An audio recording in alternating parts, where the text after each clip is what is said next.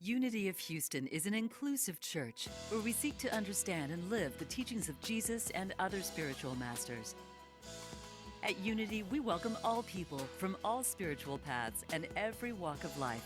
We celebrate the diversity of our city and of our world, and we teach love, tolerance, and oneness, seeking to live in harmony with open minds and open hearts. Wherever you are in your spiritual path, you are always welcome at Unity. Join us and discover that the life of your dreams is already within you. Today, what I'm so privileged to bring is the message on International Women's Day. And I call this Sisters Before Us and Sisters After Us, just to speak of lineage and legacy and how things come through us and how it is that we share. And it is something that I also want to say. I want to start with a disclaimer. I hope I stay true to this for you as you hear my message today, because I don't want to get hung up on gender specificity today. Or to describe women as having some superpowers just because of our gender. But having been born in the 1950s and raised in the 60s and early 70s, I saw the effects of the women's movement and was an early beneficiary of the advancements it brought for women, politically, socially, and almost economically. Still working on that one. International Women's Day recognizes that in spite of the social, religious, political, economic limitations of women all around the world, there are amazing women who have found strength, vision, power, and heart to be leaders and change agents in their countries. They've made a way in societies that would hold them in limited roles without power to determine their own way of life. And still, they made a mark. Still, they served their communities. Still, they shone their light. Today, I want to describe aspects of heart and willpower, of courage and strength that define women who overcame being politically and societally powerless and used their intelligence and capacities and their nature within themselves to birth, nurture, and launch progeny, products, projects, tools, and healing into the world. In the interest of time, however, I'm not able to do so in such far-reaching terms. But today, we journey through the ways women birth, nurture, and launch one another as family, as lineage, and as legacy. The power of women is not just evident in us as individuals. It is evident in what we have inherited from our mothers, our grandmothers, and mentors whose examples and love have shone a light on our lives. Our powers also pass through us as legacy to those who will follow us as daughters and granddaughters, and those who have been influenced by how we have lived our lives, and they seek to follow in our footsteps. One way for us to see how these stories and how women's stories have been pulled kind of maybe into the shadow at times, and yet in the Bible there is a whole book, the book of Ruth, that is describing not just a woman of great spiritual faith, but also it's a love story. And it's a love story between women as well as the typical modern love type of love story. I want to just recap it for you so that you can feel and hear. And some of the quotes I will be using come from the scriptural parts of this beautiful story.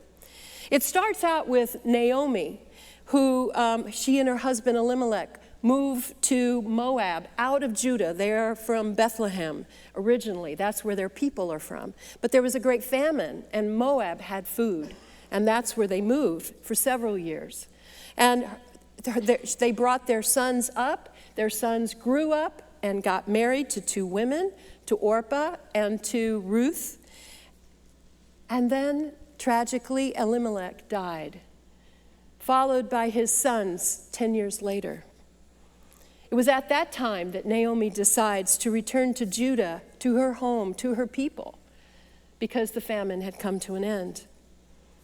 And as she's getting ready to start on her long journey, she says to her two daughter-in-laws, "Go back, each of you, to your mother's home.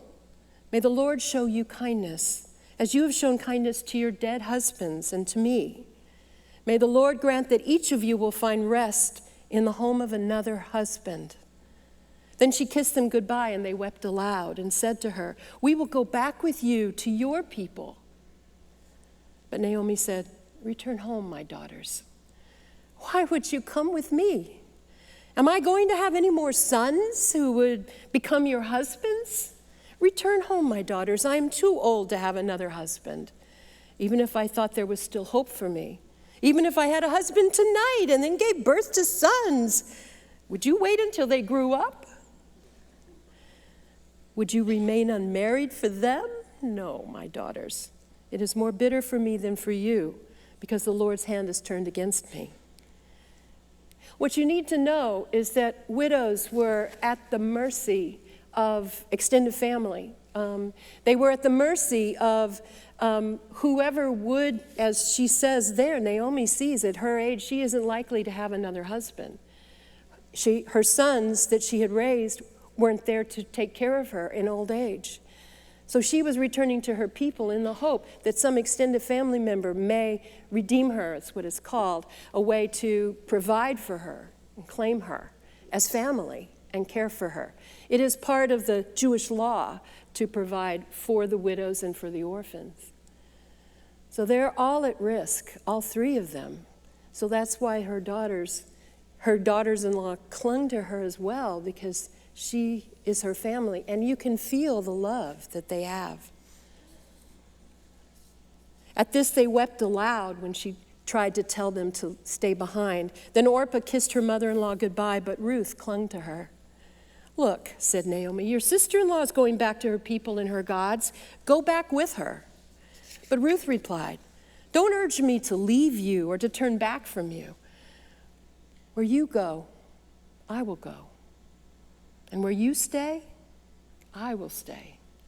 Your people will be my people, and your God, my God.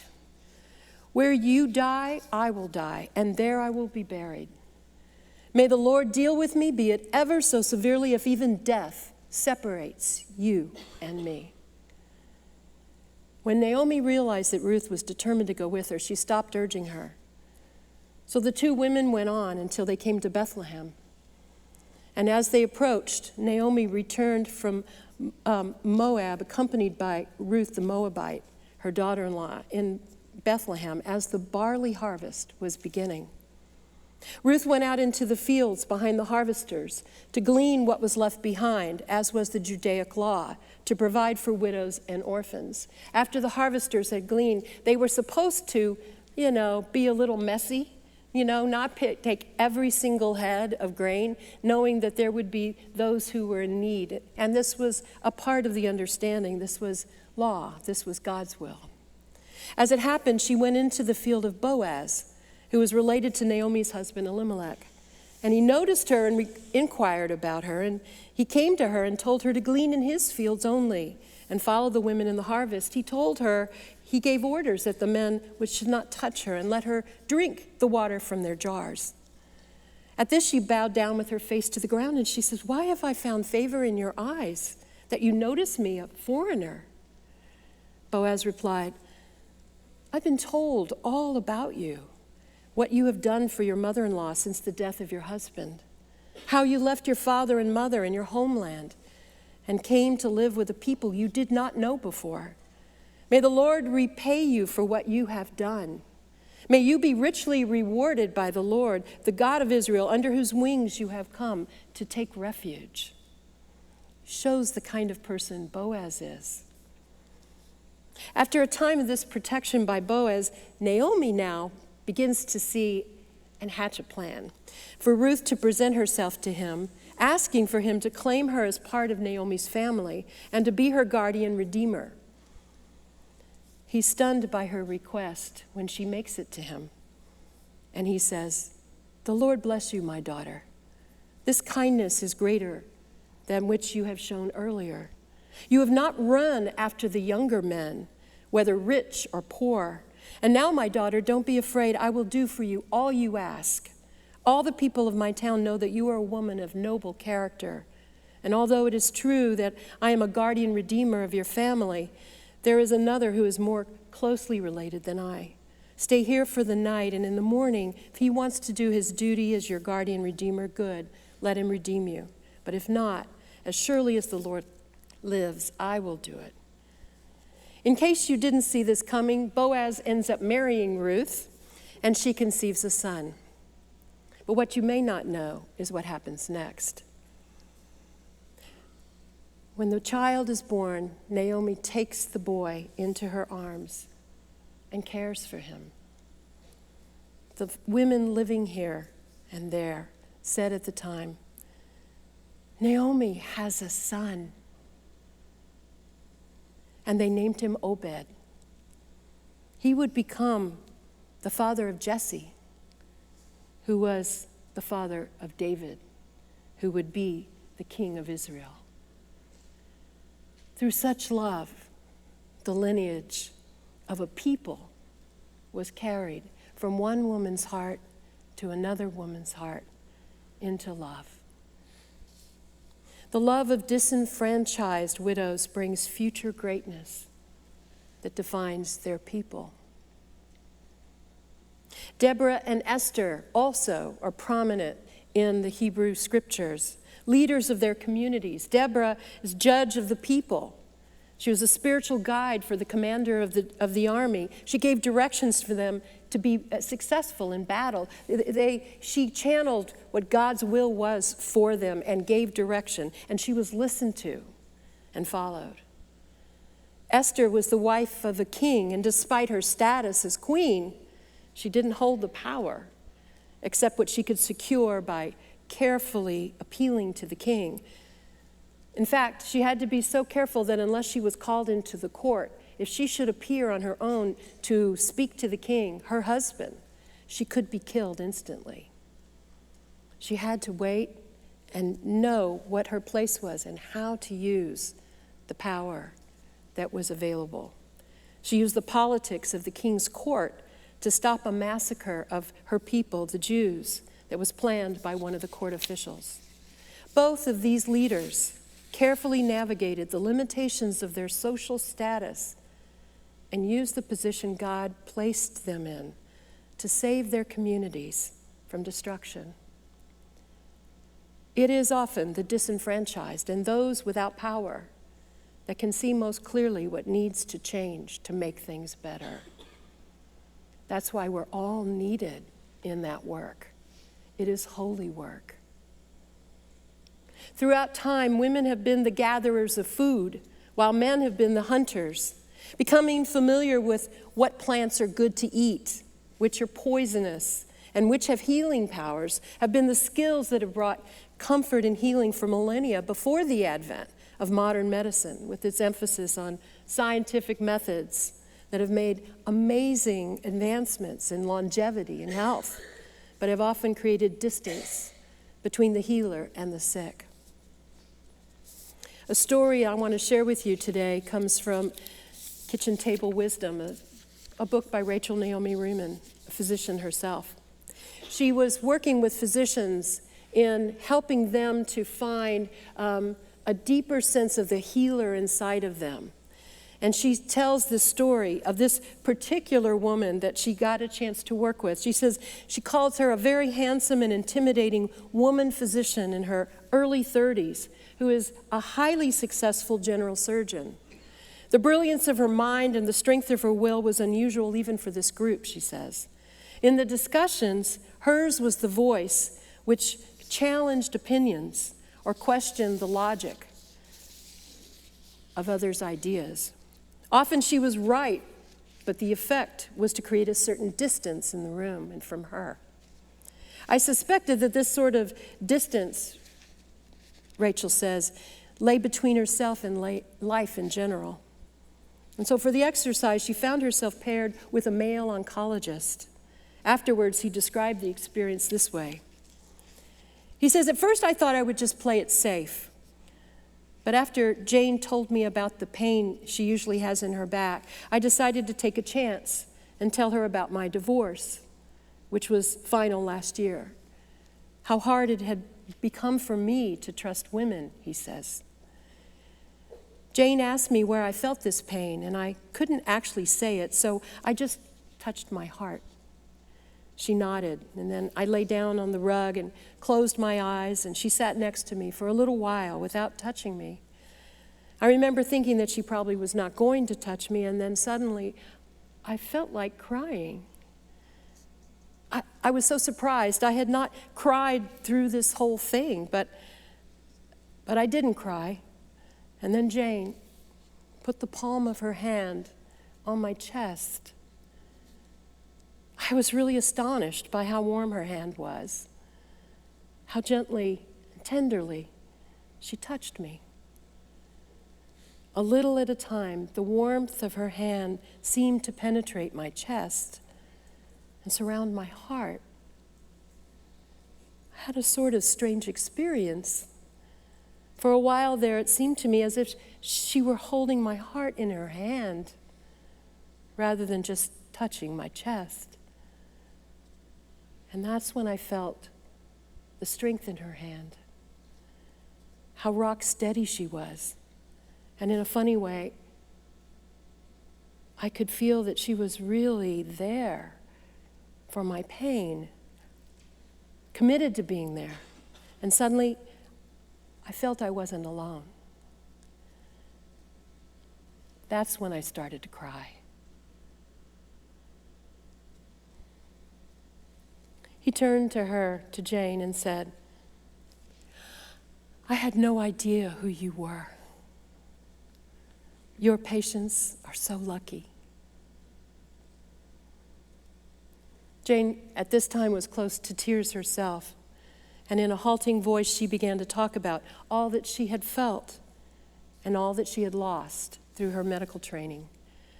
Her softness, her gentleness, her warmth, about how there was no approval for these things in the masculine world of medicine.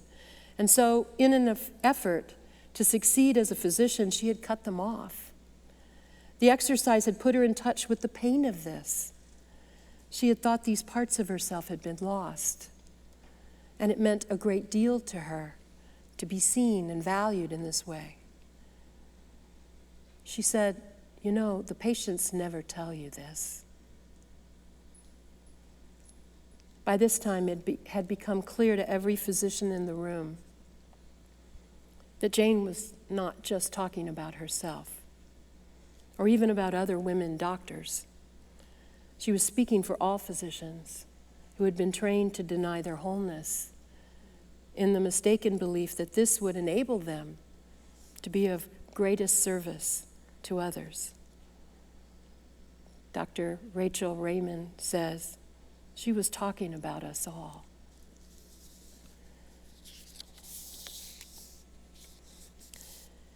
Between the medical, scientific, magnanimous ability that we have with technology, with understanding, with all the things that we have learned about our bodies and ourselves, all the medicines, all the ways in which we help bodies heal, we have lost something in the gap, and the gap has been filled by those who give care, our caregivers. Caregivers bridge that gap. They use their hands to work hard, as well as to comfort and heal. It is often the realm of women, bathing, dressing wounds, giving medicine, changing bedclothes, holding a cheek to a feverish forehead, or touching a hand or painful spot to bring comfort. I watched my mother be a caregiver to my father with no medical training, although she very much revered it, and took care of my father before there was such thing as hospice for his cancer that was terminal here in Houston. And I watched how everything that was necessary in taking care of him, from the tracheotomy to the the tube through which he was fed, all of the care that had to be given to his body to help him survive in any way he could, gave him the medication and the morphine every 2 hours, denying herself sleep for days, for weeks, as long as it would take. I watched that, and I became her caregiver when it was time for her to get to that stage of her life where she needed someone else to be overseeing how things would be done in the way she would want to speak for her when she couldn't. And that was a difficult and hard role for me. Although I was not hands-on care with her, it was indeed a 24/7 responsibility that I know many of you know and that many of you have had. And so this is a way for us to recognize that these gifts that come through strength and courage and through loving, generous hearts are necessary to hold us together, to hold us up, and to bring us into a beautiful way of understanding that love comes through all of us. And at the end of my mother's life, my brothers and sister and I were around her bed, and she was in the very last hours we knew of her life. But we had said everything we wanted to say, and we looked at each other, and we didn't know, would we hold vigil until her last breath? And we discussed it and talked about it, and in my experience, I had seen that sometimes people who are in that stage really don't want an audience for that last breath. Some are generous and do that for our benefit, and other times they wait until we go get it, we go use the restroom and leave for just a moment, and they will take that last breath. And so we all chose that we would leave. And that night, around midnight, I got a call, and I was told that my mother had taken her last breath shortly before midnight, and that the nurse aide that my mother had first thrown out of her room when she first met her because she didn't like that woman being in here, became the woman that did everything she wanted in the way she wanted and grew such a great deal of love, that this was the person who was changing her bed as my mother was turned over and made her last breath in the arms of a sister I didn't know I had, that cared for my mother in a way I couldn't. That was 5 years ago this week that my mother left, but has been with me ever since. T.O. Walker says, caregiving often calls us to lean into love we didn't know possible. You see, when we expand beyond our limitations, beyond what we have been taught or that have been imposed upon us, we free ourselves and all of humanity in that action with boundless love and the expression of it. And through that, we save the world again and again and again. This is what International Women's Day means to me. Let us pray. And so as we move into this time together, knowing that who we are is not what people tell us. It isn't the limits we see around us. It isn't the places in our hearts where we feel inadequate or believe ourselves unworthy. It is instead in the bright, shiny light of our love that comes from an infinite source. And so let us all know that that love seeks to be released, seeks to be coming through healing hands, hearts, words of comfort, even ice cream if necessary. And may we all know that whatever we do with pure intention serves, heals, blesses. We are a masterpiece. We are the light of the world. we are the love. May we each remember it. May you each know that you are the love that God had in mind. And so it is. Amen. And so I extend to you a call out to be the love that you are and bless the world wherever you go. God bless you all. Thank you for watching this message today. I'd like to invite you to join us in person here on campus at Unity of Houston for Sunday morning or Wednesday evening services. If you can't be with us here on our campus, you can still join us live on Facebook or on our website, unityhouston.org, Sunday mornings at 11 a.m. Central.